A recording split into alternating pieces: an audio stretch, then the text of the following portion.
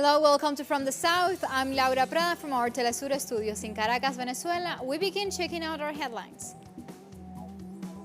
Through a video conference, Venezuelan President Nicolas Maduro offered an update on the COVID-19 figures in the country and the measures adopted to curb the spread of the virus. A delegation of 4 Chinese doctors arrived in Peru on Saturday as part of cooperation efforts to fight COVID-19.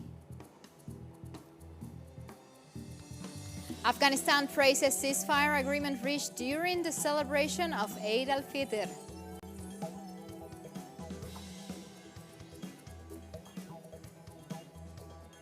We begin with our news. You stay with us.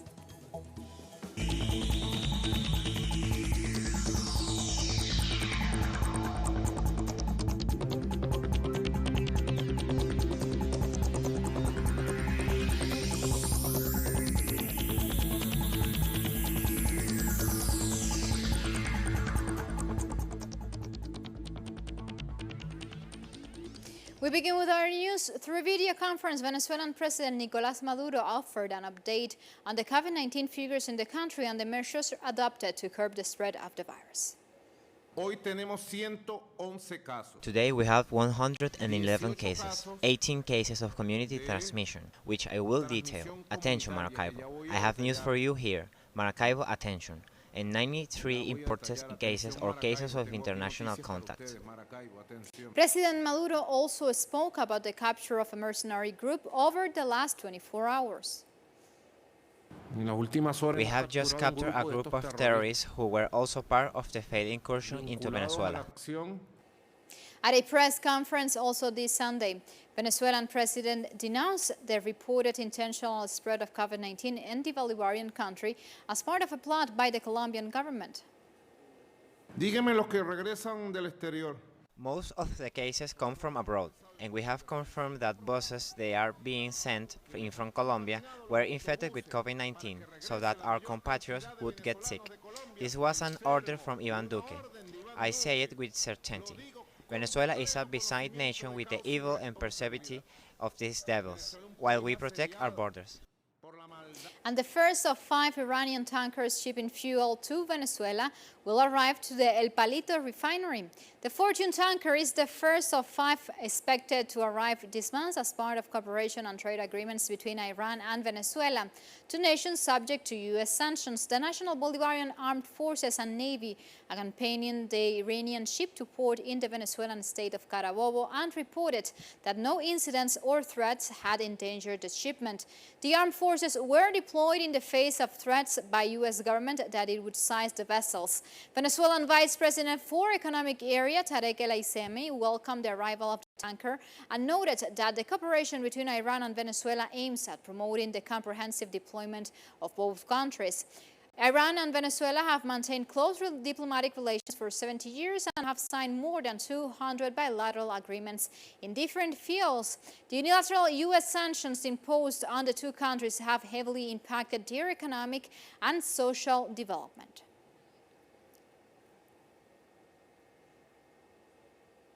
In Colombia, members of the Embera Indigenous community have been forcibly displaced from their homes in the department of Chocó due to the armed conflict. This community in Alto Baudo were forced out of their homes since Wednesday when armed groups in the region started fighting. It is not yet known which armed groups are inciting this violence, that families had to flee their villages by rowboats. And hospitals are under strain in Chile as the country has registered almost 70,000 COVID-19 cases. Chile has seen a rapid increase in the number of cases in recent days. During a visit to a hospital in Santiago, President Sebastián Piñera said the country is very close to limit due to the huge demand for medical care as well as for intensive care beds and ventilators. The Chilean Ministry of Health reported 3,709 new positive cases and 45 COVID-19 fatalities in the last 24 hours. Argentinian President Alberto Fernández announced that the nationwide coronavirus lockdown is being extended until June 7th. The country has reported over 11,000 cases and more than 400 COVID-19 deaths. The capital, Buenos Aires, and its outskirts are home to 87.5% of the cases identified. We are going to extend the lockdown until June 7 inclusive. The cases grew dramatically in the working-class districts, but in the city of Buenos Aires in the last week the cases increased 100%. In the rest of the city the infections increased 100%. What do I mean by this? The virus is in the streets. We said from day one that at some point the cases were going to increase. This is what you see in all the big cities of the world, in all the metropolitan areas. You can see that at some point the density of city generates the increase of cases, and that increase took place. It is already a trend. It is not an isolated event. It is a trend.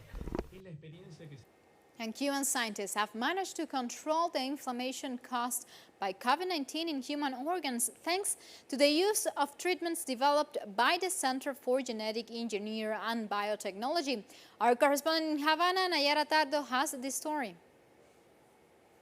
Most of treatments applied during therapeutic trials for COVID-19 around the world are aimed at stopping the excessive inflammation triggered by COVID-19, known as cytokine storm. This essentially means an overreacting immune system, where blood vessels can become clogged with hordes of immune cells, which can eventually cause organ failure and death. Cuban doctors have managed to reduce the number of COVID-19 patients suffering from cytokine storm by using a drug called CIGB258, which helps modulate the body's inflammatory response. Aproximadamente a las 48-72 horas de tratamiento con la molécula se observa que hay Approximately 48 to 72 hours after the first treatment, we can see an improvement in the patient's respiratory status.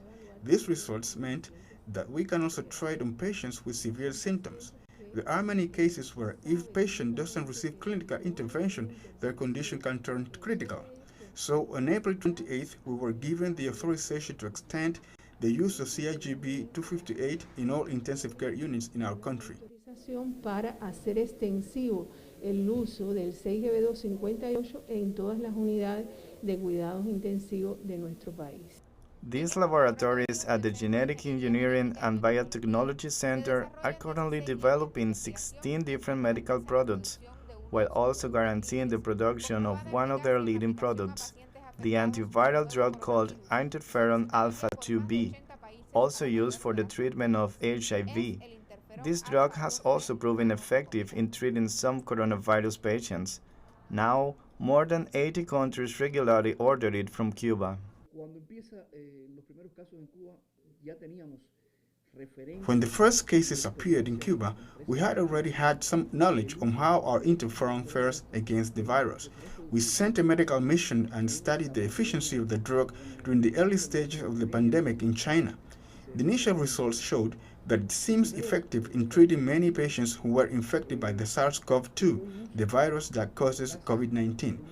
So later, we decided to prioritize the production of interferon alpha-2b so that there will be enough for the entire Cuban population when the virus arrives in our country. No tiene horarios. Otro proyecto. Here, work never really stops. Now, Cuban scientists also joined the global race to develop an effective vaccine against the novel coronavirus. Now we are already preparing the protocol for a second clinical trial that aims to optimize two treatment schemes. We are currently also carrying out an efficacy study on a community where respiratory diseases are common. We want to develop a vaccine for COVID-19 and also a treatment plant that can be used for other respiratory diseases, which are the fourth cause of death in our country. The Cuban government has recognized that teamwork and the dedication of Cuban scientists have been key factors in the country's fight against the pandemic. Nayara Tardo, Telesur, La Habana.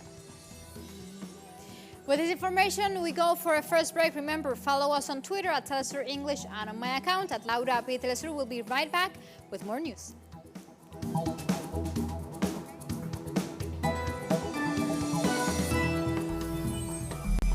We are back with our news. A delegation of 4 Chinese doctors arrived in Peru this weekend as part of cooperation efforts to fight COVID-19. The doctors are specialists in pneumology, infectious diseases, intensive care, and neurology.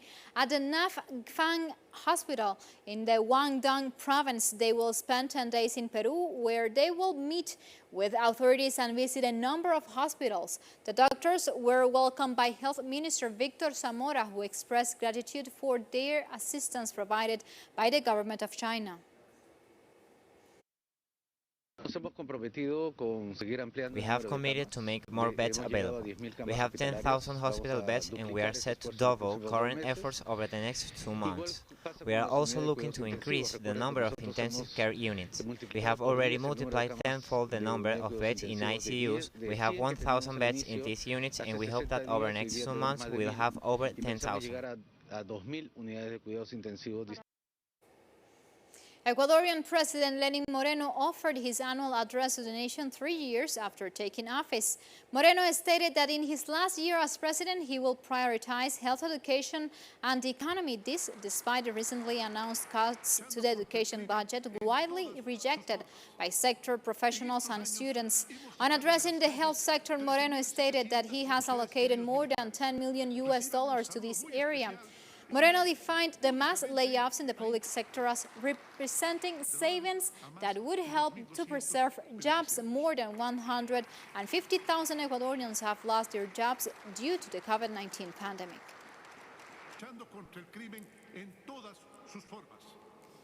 Meanwhile, residents in the Ecuadorian capital, Quito, took to their windows to bang pots and pans in rejection of the government of President Lenin Moreno. According to recent opinion polls, Moreno has an approval rating of less than 18%.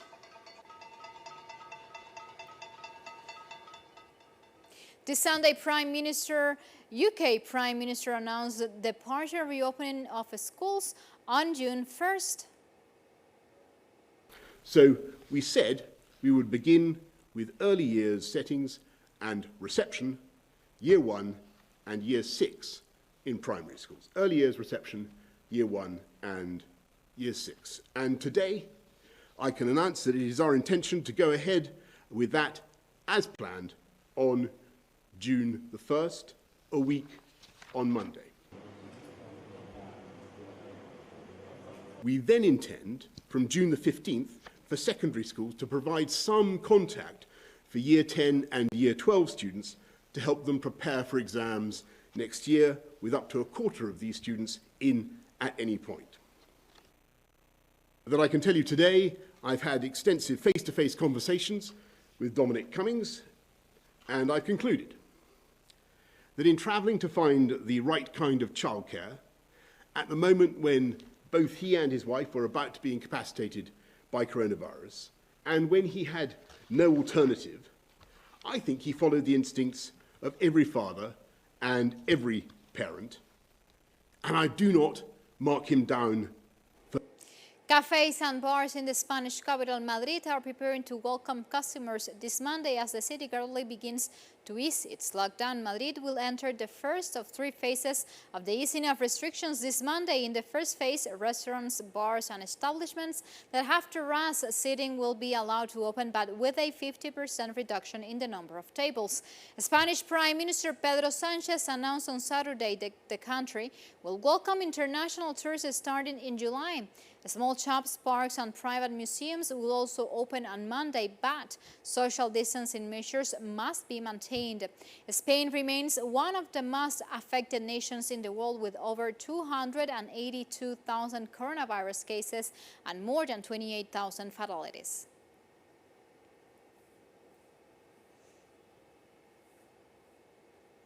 This Sunday, Chinese Foreign Minister Wang Yi stated that China is open to international cooperation to identify the source of the novel coronavirus, but any investigation must be free of political interference.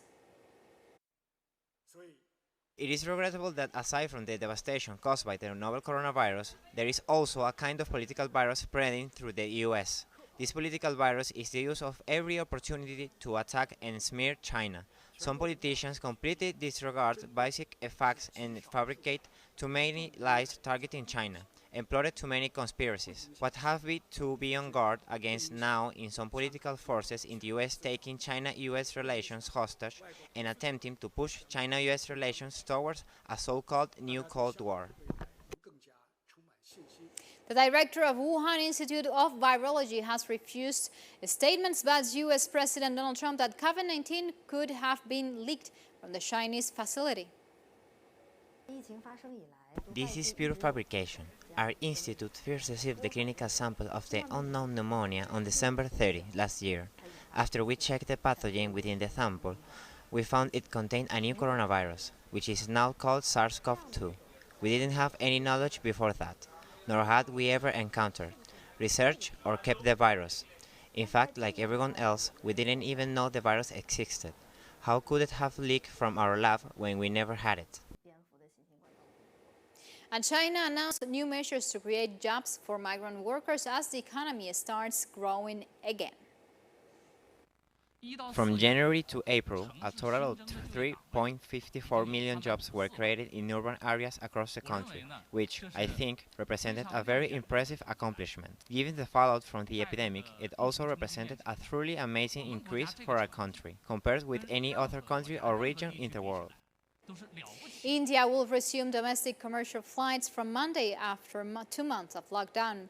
The decision followed an agreement reached between federal authorities and state governments. In order to resume civil aviation operations, airlines are expected to recover about a third of their domestic flights, while new security measures have been approved to avoid COVID-19 infections. Among them are mandatory thermal screening, while no passengers from containment zones will be allowed to fly.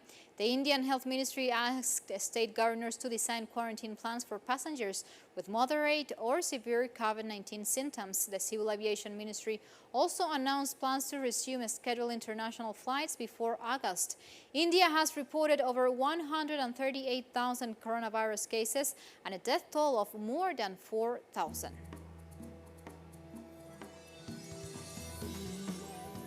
Like this, we go for another short break here in From the South. Make sure you follow us on our website, teleusenglish.net. We'll be right back.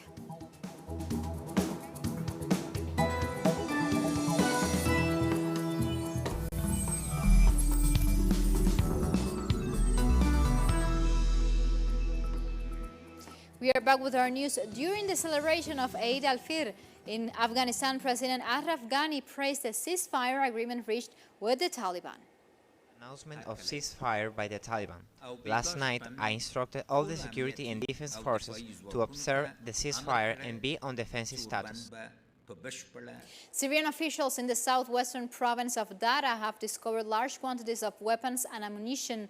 The arsenal was reportedly abandoned in Dara countryside by terrorist groups that continue to operate in the area. A military source revealed that among the weapons found there were dozens of submachine guns, sniper rifles, rocket launchers, hand grenades, explosive and mortar rounds. According to Libya's government of national accord, Tripoli's international airport was the target of a bombardment by Commander Khalifa Haftar, Libyan National Army. According to the GNA statement, the attack did not result in any casualties. The chairman of the Presidential Council of Libya, Fayez al-Sarraj, said that the attack came in response to the GNA's recent success in controlling military camps in the south of Tripoli. This weekend attacks comes 2 weeks after a missile attack left at least 4 dead at the only functioning airport in the war-torn nation.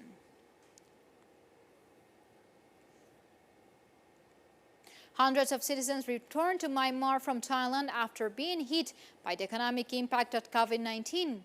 The state of emergency declared across Southeast Asia due to the COVID-19 led to the closure of factories, schools, and businesses, leaving thousands without work. For their part, authorities in Myanmar have stated that COVID-19 tests will be carried out at the border by the national authorities.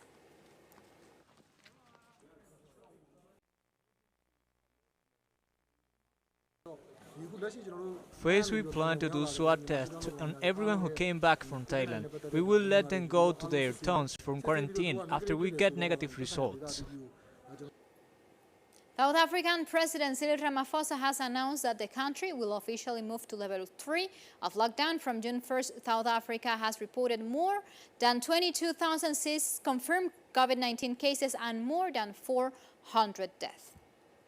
Moving to alert level 3 marks a significant shift in our approach to the pandemic. This will result in the opening up of the economy and the removal of a number of restrictions on the movement of people, while significantly expanding and intensifying our public health interventions. Even as we move to alert level 3, it is important that we should be aware that there are a few parts of our country where the disease is concentrated and where infections continue to rise. UNICEF has announced that over the last 2 months, schools and health centers have been destroyed in the Democratic Republic of the Congo by the Cooperation for the Development of the Congo militia group. The UN agency said over 150 schools in the eastern province of Ituri province and at least 22 hospitals were destroyed along with the supplies inside. Around 200,000 people have been forcibly displaced from their homes due to the violence. UNICEF has warned that children in the country are particularly vulnerable to violence and exploitation.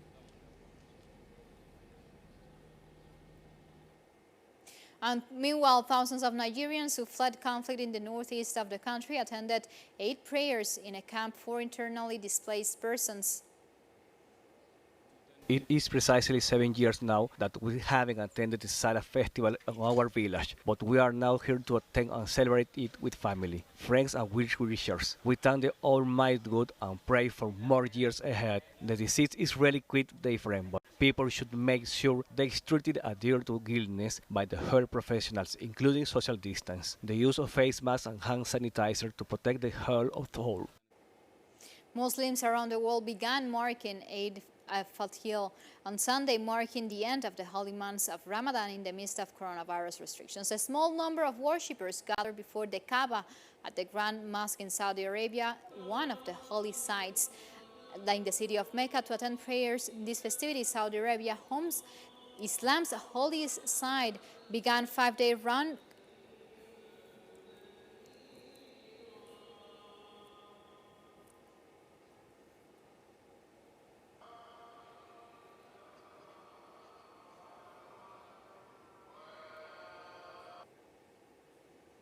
Also, Turkey is commemorating this Sunday the end of the holy months of Ramadan with celebrations for Eid al-Fitr. In Turkey, senior citizens enjoy the celebrations during morning hours due to mobilization restrictions related to age. Celebrations included live music and traditional food while complying with social distancing measures.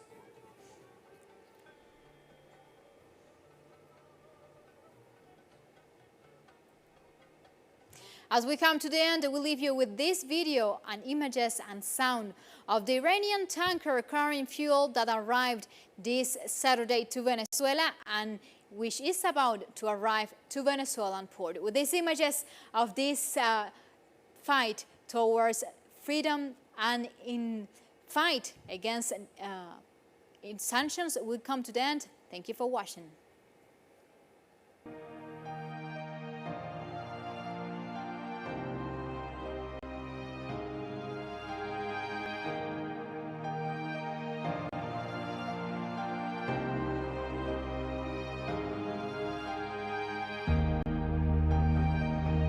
La travesía fue en completa normalidad, no hubo ningún inconveniente en esta navegación, ninguna amenaza, como lo han hecho ver algunos medios de comunicación, que supuestamente barcos estadounidenses se acercaron a los barcos iraníes.